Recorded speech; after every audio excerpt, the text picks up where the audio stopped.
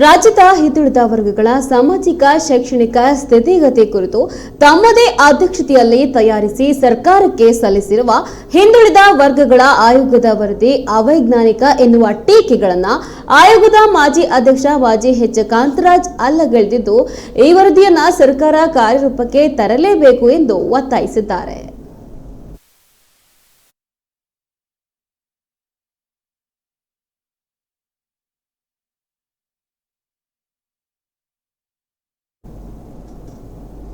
ಇಂದು ಸುದ್ದಿಗೋಷ್ಠಿಯಲ್ಲಿ ಮಾತನಾಡಿ 1931ರ ನಂತರ ರಾಜ್ಯದಲ್ಲಿ ಹಿಂದುಳಿದ ವರ್ಗಗಳ ಸಾಮಾಜಿಕ ಮತ್ತು ಶೈಕ್ಷಣಿಕ ಸ್ಥಿತಿಗತಿ ಕುರಿತು ಯಾವುದೇ ಸಮೀಕ್ಷೆ ನಡೆದಿಲ್ಲ. ಹಾಗಾಗಿ 2015ರಲ್ಲಿ ಮುಖ್ಯಮಂತ್ರಿ ಸಿದ್ದರಾಮಯ್ಯ ಅವರು ಮುಖ್ಯಮಂತ್ರಿ ಆಗಿದ್ದಾಗ ಹಿಂದುಳಿದ ವರ್ಗಗಳ ಸಾಮಾಜಿಕ ಮತ್ತು ಶೈಕ್ಷಣಿಕ ಸ್ಥಿತಿಗತಿ ಕುರಿತು ಸಮೀಕ್ಷೆ ನಡೆಸುವುದಕ್ಕೆ ಆಯೋಗ ರಚಿಸಿದ್ರು. ಆ ನಿಟ್ಟಿನಲ್ಲಿ ಆಯೋಗವು ಹಿಂದುಳಿದ ವರ್ಗಗಳ ಸಾಮಾಜಿಕ ಮತ್ತು ಶೈಕ್ಷಣಿಕ ಸ್ಥಿತಿಗತಿ ಕುರಿತು ಸಮೀಕ್ಷೆಯನ್ನ ನಡೆಸಿತ್ತು. ಈಗ ಅದರ ಬಗ್ಗೆ ಚರ್ಚೆ ಶುರುವಾಗಿದೆ.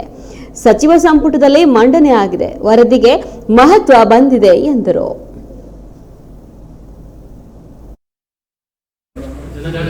ಹಿಂದುಳಿದ ವರ್ಗಗಳ ಆಯೋಗದ ಮಾಜಿ ಅಧ್ಯಕ್ಷರಾದಂಥ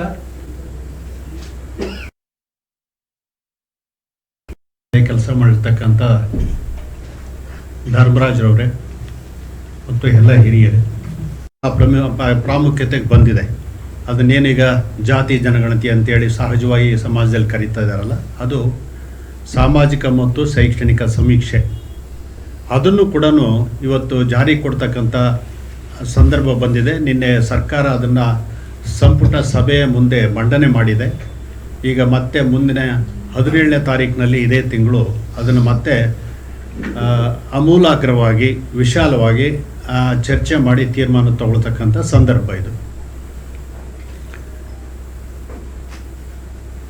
ಸ್ನೇಹಿತರೆ, ಮೊದಲನೇದಾಗಿ ನಾನು ಹೇಳ್ತಕ್ಕಂಥದ್ದು, ಇಂಥ ಒಂದು ಪ್ರಯತ್ನ ಅಂದರೆ ಒಂದು ಜನಗಣತಿ ಇರ್ಬೋದು, ಒಂದು ಸಮೀಕ್ಷೆ ಇರ್ಬೋದು, ಇದು ಭಾಳ ಅತ್ಯವಶ್ಯಕ. ನಮಗೆ ನಮ್ಮ ಭಾರತ ದೇಶದಲ್ಲಿ 1871ರಿಂದ ಈ ಒಂದು ಜನಗಣತಿಯ ಪ್ರತೀತಿಯ ಅಥವಾ ಪದ್ಧತಿ ನಮ್ಮಲ್ಲಿ ಜಾರಿ ಇದೆ. 10 ವರ್ಷಗಳೊಮ್ಮೆ ನಾವು ಮಾಡ್ತಾ ಇದ್ದೇವೆ.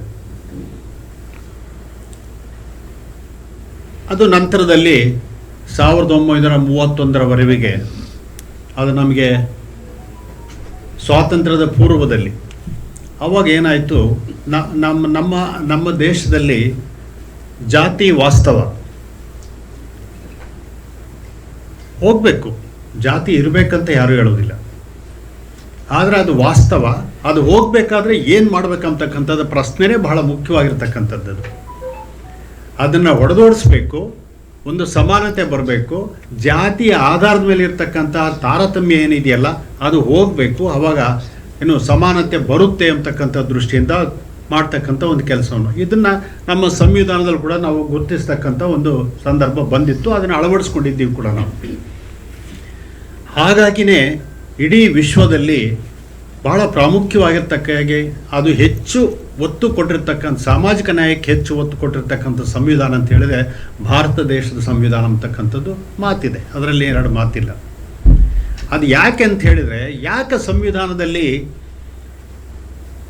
ಸಾಮಾಜಿಕ ನ್ಯಾಯಕ್ಕೆ ಹೆಚ್ಚು ಒತ್ತು ಕೊಟ್ಟರು ಅಂತ ಹೇಳಿದರೆ, ನಮ್ಮ ಸಂವಿಧಾನ ಬರೋದಕ್ಕಿಂತ ಮೊದಲು ಯಾವ ರೀತಿ ಜನಗಳು ಏನೋ ಅವಕಾಶ ವಂಚಿತರಾಗಿದ್ದರು ಎಲ್ಲ ಕ್ಷೇತ್ರಗಳಲ್ಲಿ ಅಂತಕ್ಕಂಥದ್ದು ಪ್ರತ್ಯಕ್ಷವಾಗಿ ಕಾಣ್ತಾ ಇತ್ತು. ಅದಕ್ಕೆಲ್ಲ ಮೂಲ ಕಾರಣ ಯಾವುದು? ಪ್ರಪ್ರಥಮವಾಗಿ ಜಾತಿಗಳಿಂದ ವಿಭಜನೆ. ಯಾರು ಜಾತಿನ ಕೇಳ್ಕೊಂಡು ನಾವು ಹುಟ್ಟೋದಿಲ್ಲ, ಅದು ಆಕಸ್ಮಿಕ. ಅದಕ್ಕೆ ನಾನು ಹೇಳ್ತಾ ಇರ್ತೀನಿ, ಜಾತಿ ಅಂತಕ್ಕಂಥದ್ದು ಅದು ಕೃತಕ. ನಮ್ಮ ಜೊತೆಗೆ ಬಂದಿದ್ದಲ್ಲ, ಅದು ಹುಟ್ಟಿದ ಮೇಲೆ. ಅದನ್ನೇ ನಾನು ಹೇಳ್ತೀನಿ, ಅದು ನಮ್ಮ ದೇಶದಲ್ಲಿ ಯಾವುದು ಸಿಗಲಿಲ್ಲ ಆಸ್ತಿ ಅಂತ ಹೇಳಿದ್ರೆ ಮೊದಲನೇ ಆಸ್ತಿ ಜಾತಿ. ಅಪ್ಪ ಅಮ್ಮ ಆಸ್ತಿ ಮಾಡಬೇಕಾಗಿಲ್ಲ, ಅದನ್ನು ಯಾರೂ ಮಾಡಬೇಕಾಗಿಲ್ಲ, ಅದು ಬಂದ್ಬಿಡುತ್ತದು. ಹಾಗಾಗಿ ಇದು ಹೋಗಬೇಕು ಅಂತಕ್ಕಂಥದ್ದು. ಇವತ್ತು ಇದು ಈಗ ಜಾರಿ ಬರ್ತಕ್ಕಂಥ ಆಗಿದೆ. ಆದರೂ ಒಳ್ಳೆಯದು, ಅದಾಗಬೇಕು. ನಾವಂತೂ ಬಹಳ ಅದನ್ನ ಸ್ವಾಗತ ಮಾಡ್ತೀವಿ. ಈಗ ನಿನ್ನೆ ತೀರ್ಮಾನ ಸರ್ಕಾರದಲ್ಲಿ ತಗೊಂಡಿರ್ತಕ್ಕಂಥದ್ದು ಅದನ್ನ ಸಂಪುಟದ ಮುಂದೆ ಮಂಡಿಸ್ತಕ್ಕಂಥದ್ದು, ಈಗ ಅದನ್ನ ವಿಚಾರ ಮಾಡಿ ಅದನ್ನು ಕೂಲಂಕುಷವಾಗಿ ಜಾರಿ ಕೊಡ್ತಕ್ಕಂಥ ಒಂದು ಪ್ರಯತ್ನದಲ್ಲಿರ್ತಕ್ಕಂಥದ್ದಕ್ಕೆ ಭಾಳ ತುಂಬ ಸಂತೋಷ ಆಗಿದೆ. ಯಾಕೆಂತ ಹೇಳಿದರೆ ಅದಕ್ಕೆ ಸಾಕಷ್ಟು ಕೆಲಸ ಆಗಿದೆ, ಸಾಕಷ್ಟು ಹಣ ಖರ್ಚಾಗಿದೆ ಸರ್ಕಾರದ ವತಿಯಿಂದ. ಅದರ ಅವಶ್ಯಕತೆ ಕೂಡ ಬಹಳ ಇದೆ.